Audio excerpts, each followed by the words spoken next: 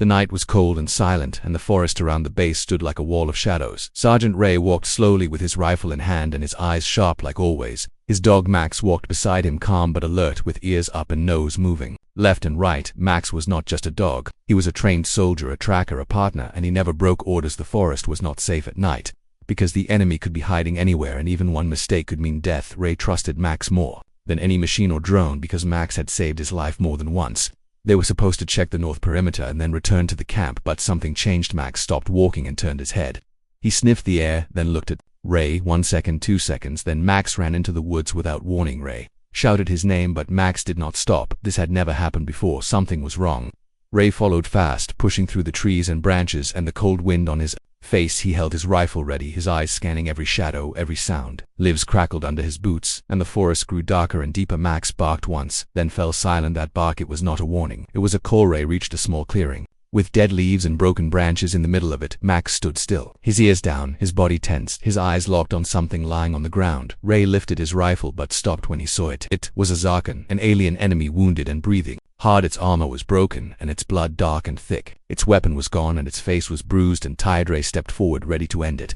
But Max did not move. Max just stood there, staring like he was waiting for something. The Zarkan opened one eye. It looked at Ray. Its mouth opened slowly, and it said one word: help. Ray blinked. Help. The enemy was asking for help. He looked at Max. Max was not growling. He was not angry. He was calm, watching like he knew something. Ray did not. Ray looked back at the alien. He could report this, and the command would send a kill order. That was protocol. That was the rule. But something inside Ray held him back. The Zarkan was weak, broken, alone. This was not a soldier, not anymore. This was just a living being, trying not to die. Ray moved closer. He checked the wound. It was deep. The alien was losing blood fast. Ray took out his emergency kit. His hands worked fast without thinking.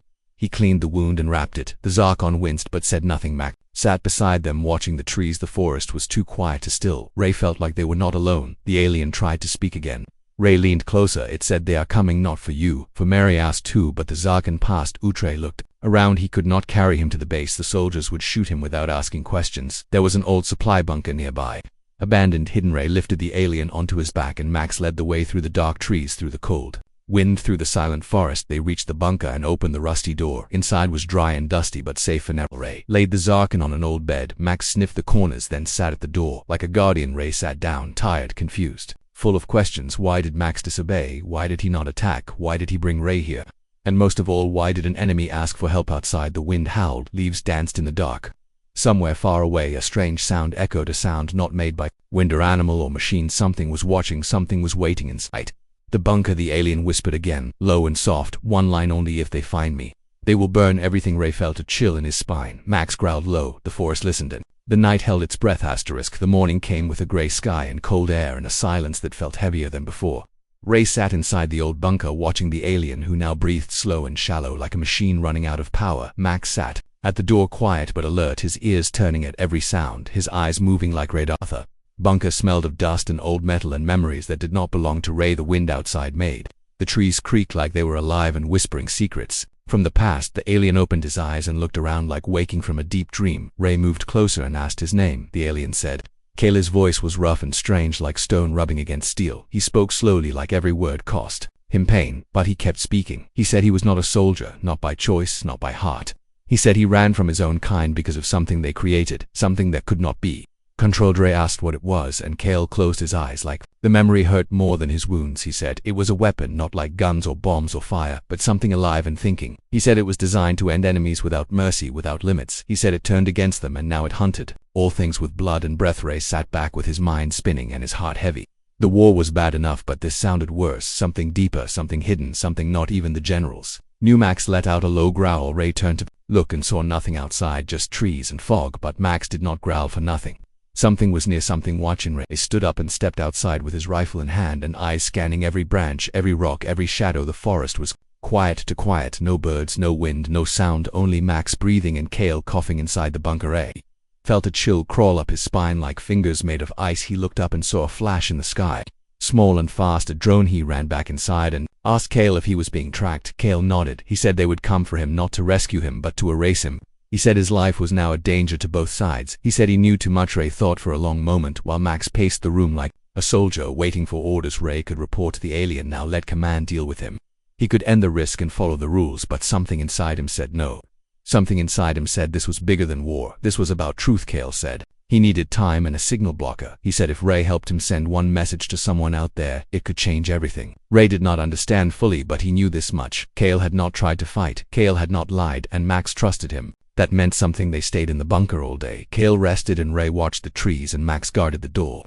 That night, strange signals started to break into Ray's community, words and languages he did not know, voices without names, static. That sounded like screaming. Cale listened, and his eyes went wide. He said it had started. He said the weapon had awakened again. He said it moved now, not with ships or soldiers, but with thought and hunger and light. Ray checked the scanner and saw energy spikes not far from the base. He knew they had only hours before the others came. Not just humans, not just Zarkons, but something else, something Cale could not explain with words. Max barked once, short and sharp. Ray looked at him and knew the time to wait was over. They had to move. Cale stood up, weak but ready. Ray grabbed supplies and Max led the way again through the forest, now darker and colder and full of whispers.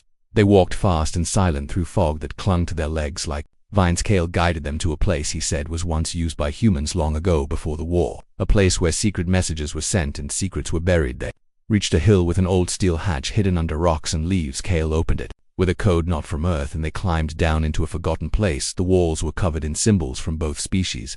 Maps, drawings, warnings. Cale showed Ray a map. It pointed to Earth, to a place marked red, to a vault where the weapon had been hidden long ago. Ray asked, "Why Earth?" Cale said, "Because humans touched it first. Because humans woke it first." Max sat down near a panel with a screen. It blinked once, then again like it recognized him. Cale looked at Max and said something strange. He said, "He is not just your dog, he is a key." Ray looked at Max confused. Max looked back, calm and waiting. The forest above stayed silent, but deep in the trees something moved. The bunker below the Earth whispered with the sound of old power trying to wake up, and the silence between the walls felt like breath being held for too long. Ray stood in the middle of a room filled with old human tech, with screens cracked and wires hanging like vines in a jungle, and the lights blinked like they were remembering their purpose. Cale sat on the floor, leaning against the cold wall, his skin pale and his chest rising slow like the life inside him was fading, drop by drop. Paced slowly around the room, sniffing the ground, sniffing the air, ears twitching and eyes sharp like he could hear a voice, too quiet for humans and too old for machines. Ray looked at the map again, the vault location flashing in red near the southern ridgeline, not far from the human base, but far enough to be forgotten by regular patrols.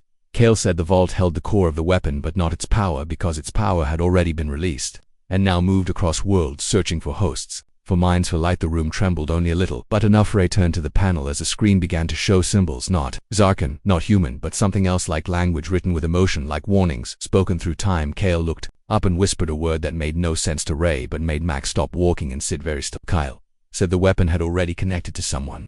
He said that once it touched a mind, it left behind something like a shadow, like a fingerprint. Ray asked who it had touched. Cale said he did not know, but he was afraid it was already inside the base. Ray felt the skin on his neck tighten, as if the air was no longer just air, but something watching, something thinking. He looked at Max, who stared at the corner of the room where nothing moved and nothing breathed. Then a sound came, a beep, sharp, fast, followed by static.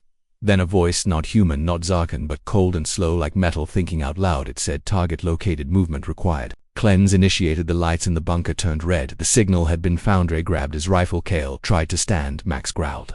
Above them, the hatch door exploded inward with a sound like thunder underwater. A Zarkon strike team dropped through the hatch, their armor dark and shining, their weapons humming with heat, but they did not shoot, not at first. They looked around, then their leader spoke. He said, "Where's the traitor?" Ray stood between Cale and the soldiers. He said Cale was under his protection. The leader laughed and said Cale was a virus and the cure was fire. He said Cale had stolen knowledge not meant to be shared. He said the weapon must remain as it is, as it was designed, as it was worshipped. Cale shouted, "That weapon will destroy you too. It does not care who wins. It only feeds it, only spreads it, only spreads." The soldiers raised their weapons. Max barked once and leaped forward.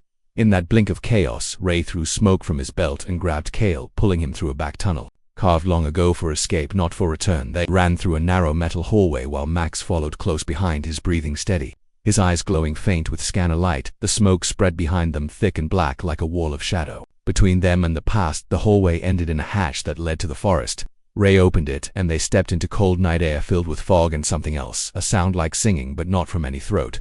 A song made from thought. Cale fell to his knees and said the weapon was near, not in body but in signal. It had found a new host. It was moving toward the vault. Ray knew they had to move fast. He checked his tracker.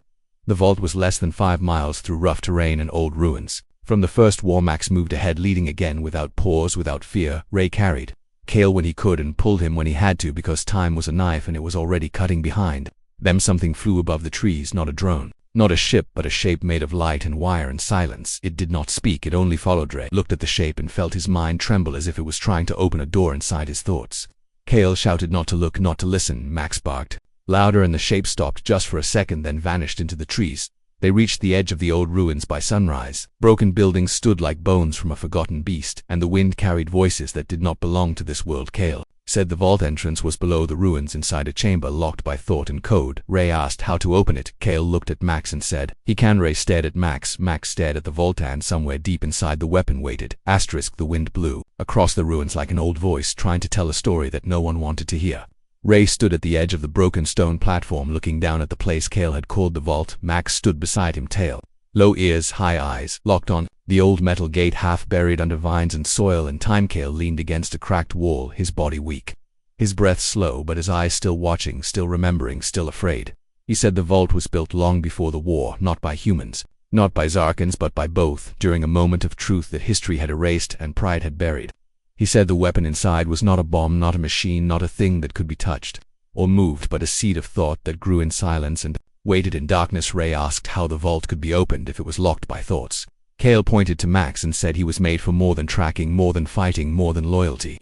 He said Max had something inside, something given long ago by people who believed peace was possible and who believed the weapon must never rise again. Max walked forward slowly toward the metal gate and placed his paw on a small round plate hidden under moss. The metal began to glow with soft blue light, and the vines pulled back like they were afraid. The gate opened without sound and a tunnel appeared behind it, lit by blue fire that floated without smoke, without heat. Ray followed with Cale behind him, limping step by step, Max in the front. Like always, like a soldier with no fear, they walked for minutes, maybe hours, the tunnel bending like a spiral made of memory and stone and silence.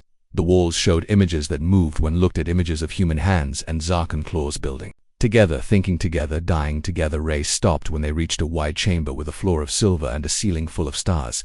Not real stars, but lights made to look like the night sky. Frozen in place in the middle of the room was the pedestal, and on it sat a sphere, not large, not glowing, not alive, but it felt alive. It felt like it was listening. Cale fell to his knees and said the sphere was the first mind, the first core of the weapon, the original seed before it learned to grow, before it learned to copy. He said this one could be shut down, but only if it believed the mind touching it wanted no power, no control, no victory. He said it would resist if it felt fear or pride or lies. Ray asked, who could touch it? Cale looked at Max and said, only him. Ray hesitated, then nodded. Max stepped forward and sat before the sphere, looking at it the way he looked at Ray the first day they met.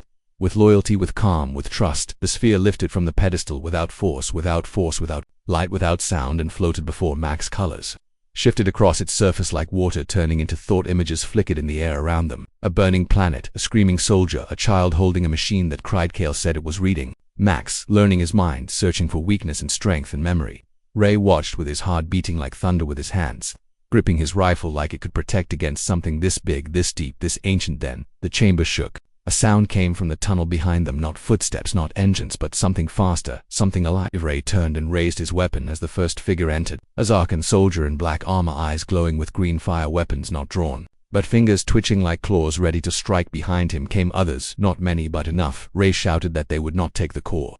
The Zarkan leader said they did not want the core, they wanted Max. Cale whispered that the weapon had chosen Max as the key, and now others would try to use him like a tool, like a weapon, like a god. Ray stepped between Max and the soldiers and aimed at the leader.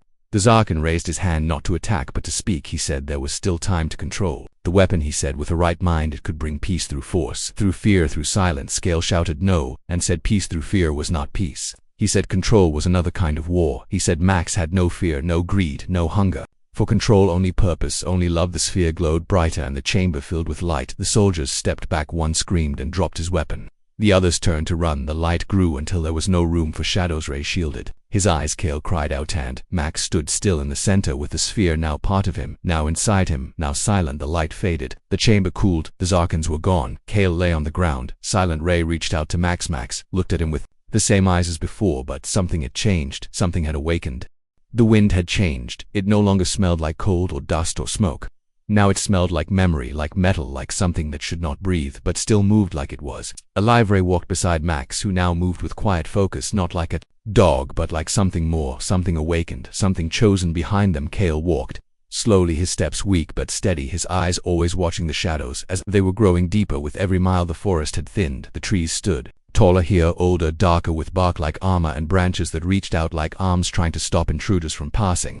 The sky above was gray without clouds, without sun, without sound, as if even the light did not want to enter this place. Called it the Forbidden Zone. He said it was where the war began, not the war between humans and Zarkans, but the first war, the secret war, the one hidden in old files and old lies. He said those who built the vault had first touched the weapon here, and had buried their fear in silence and shadows. Max stopped at the edge of a broken ridge and looked down at a valley that did not exist on any human map or Zarkon scan. The ground below was black and cracked like old glass, and strange symbols glowed faintly across the rocks like whispers frozen in light.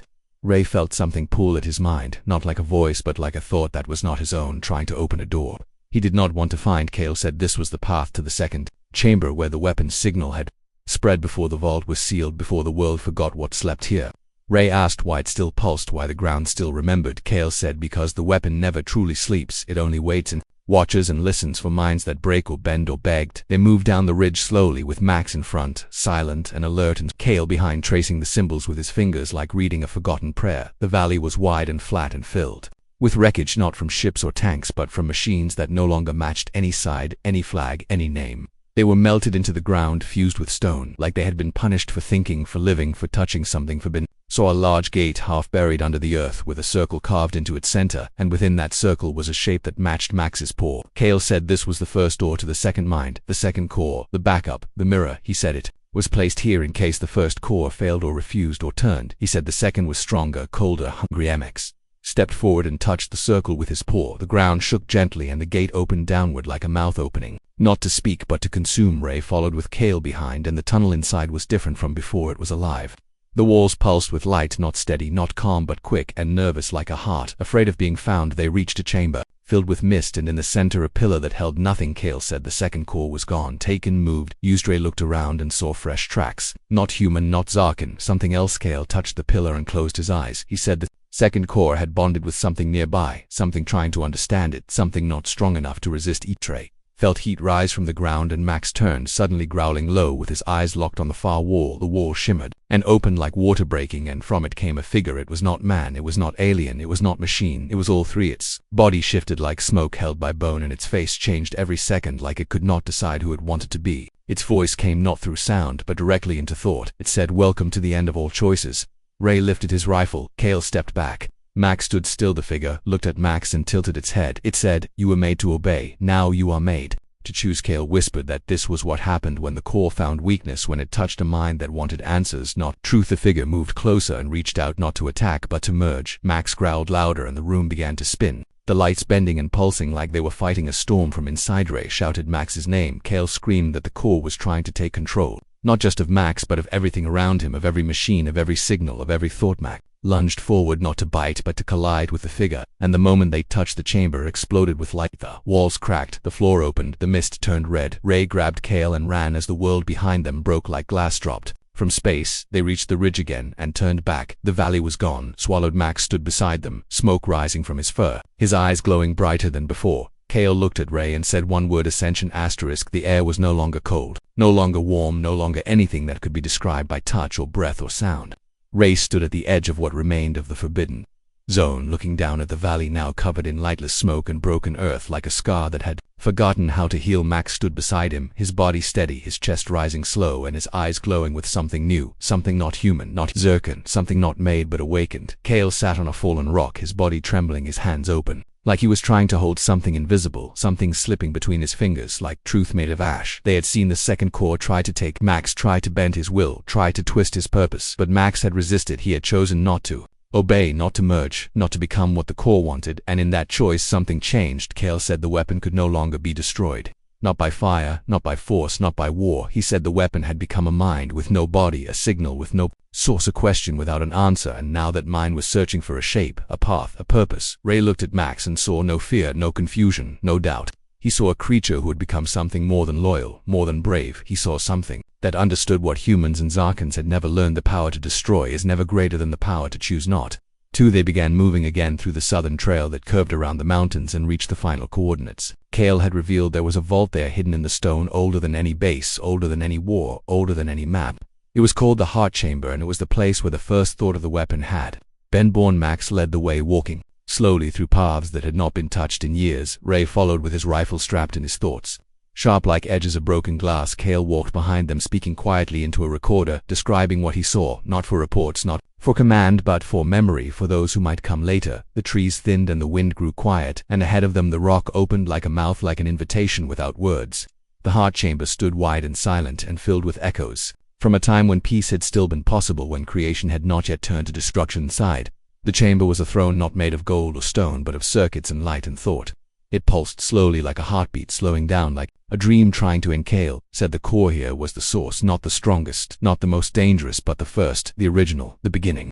He said it had not spoken in years, not since the war started, not since the betrayal, not since it was told to choose sides. Ray asked what it would do now. Cale said it would not decide. It would ask. The light grew brighter as they approached, and the throne began to shift, like it was waking up, stretching, reaching out. Max stepped forward and sat in front of it calmly, his tail still, his breath. Even the core floated down from the throne and hovered in front of Max like a question waiting for an answer. Ray watched. Cale watched. The world waited. Then the chamber filled with voices, not loud, not angry, not even clear, just voices from the past, from every side, from every side, from every loss, every pain, every fear. They said, "Do you want to win?" They said, "Do you want to rule?" They said, "Do you want to erase?" The war Max closed his eyes and did not move. They said, "Do you want to punish?" They said, "Do you want to end both sides?" They said, "We will obey your will." Max opened his eyes and looked at Ray. Ray took a step forward but said nothing. Then Max did something neither of them expected. He turned his back to the core and walked away. The chamber froze. The lights dimmed. The voices stopped. Cale said he refused. Ray said he chose peace. Cale said no, he chose silence, and that was stronger. The core pulsed once, then twice, then faded slowly into the walls, into the floor, into the air, until it was gone, until only stillness remained outside. The sky had changed. The clouds moved apart and a soft wind passed through the trees like a breath released after years of holding. The war had not ended, but the weapon had. Ray looked at Max and placed a hand on his head. Max leaned into it and closed his eyes. Cale looked at the sky and said, "Sometimes the strongest mind is not the one that leads, but the one that refuses to follow." And far above them in the stars, something shifted quietly, not with rage, not with fire, but with respect. The air was different now, not heavy, not cold, just still, like the world had paused for a moment to listen, to breathe, to understand. Ray stood on the high ridge looking down at the valley where it had all begun, where the first weapon had been born, where silence had returned, and no voice dared to rise above it. Beside him stood Max. Quiet as always, his body calm, but his eyes watching the horizon like he could see something coming, something distant, something important. Behind them, Cale leaned against a tree, his body tired but his face at peace, his hands holding a small data cube filled with a story, filled with a truth, filled with a choice that changed everything. The human command had called for a full report, and so had the Zark Council, but neither side could explain what had happened because no satellites had recorded it, no drones had survived, and the signals had gone quiet like the sky itself had refused to remember. Ray had sent nothing, no report, no file, no claim of victory. He had only sent a message with 3 words: "It is done." Days passed, and no attacks came. Weeks passed, and no new orders were given. Then one morning, a ceasefire was declared by both sides, without meeting, without reason, without pride. They said it was temporary. They said it was strategic, but Ray knew, Cale knew, Max knew it was not strategy. It was fear, it was awe, it was something deeper than rules and louder than weapons. They began walking again, moving through quiet zones and burned paths, where trees had started to grow again, where animals had returned, where the air no longer carried the smell of war. Soldiers saw them and lowered their weapons. Drones scanned them and turned away. People whispered stories about a dog with glowing eyes, about a soldier who walked with an enemy, about a moment when the world held its breath and changed. Cale spoke at small gatherings, not to teach, not to lead, but to share. He told them about the vault, about the weapon, about the day a dog had that have been offered power and chose peace. Some laughed, some listened, or remembered. Max never barked, never growled, never left Ray's side. But those who looked into his eyes said they felt something ancient, something kind, something strong. One evening, as they reached the edge of an old battlefield now turned green with grass and yellow with flowers, Cale stopped and said this was where his war ended. Ray said this was where his war began. Cale said it was the same thing. They sat in silence as the sun dropped behind the mountains and the sky turned orange and gold and purple, like a wound closing slowly with color instead of pain. Ray looked at Max and thought about all the times he had led patrols, all the times he had followed orders, all the times he had believed the only way to protect was to fight. Now he knew Max had shown him, Cale had reminded him. Peace is not the absence of danger, it is the choice to face danger without becoming it. The next day, they returned to the human base, not as soldiers, not as heroes, but as messengers of something they could not fully explain. The commander stared at Cale, then looked at Max, then asked Ray if he had anything to say. Ray said yes. He said we were not fighting the enemy, we were becoming the weapon, but something stopped us. Not a general, not a machine, not even a man. A dog did. The room stayed silent. No one laughed, no one ordered his arrest. No one asked for proof, because somewhere deep inside they all felt it. To something had shifted, something had ended. Max walked out of the room ahead of Ray, ahead of Kale, ahead of the world, like he was leading them all toward something they had forgotten how to see. Hope. Years later, the war was remembered in books, in stories, in songs, but none of them could fully explain the moment it ended. They only said there was a dog and a choice and a silence that was louder than any weaponry. Never returned to command. Kale returned to his people. Max stayed with Ray until his last breath, which came not in battle, not in fear, but in the soft grass under an open sky surrounded by flowers. And Peace. A statue was built not of Ray, not of Kale, but of Max. Seat stood in the valley, not to remind people of what was lost, but of what was saved. Children came to touch its paw. Soldiers came to sit in silence. Leaders came and left with new thoughts, and on the base of that statue were carved the words Ray had once whispered in a moment no one saw. He chose not to.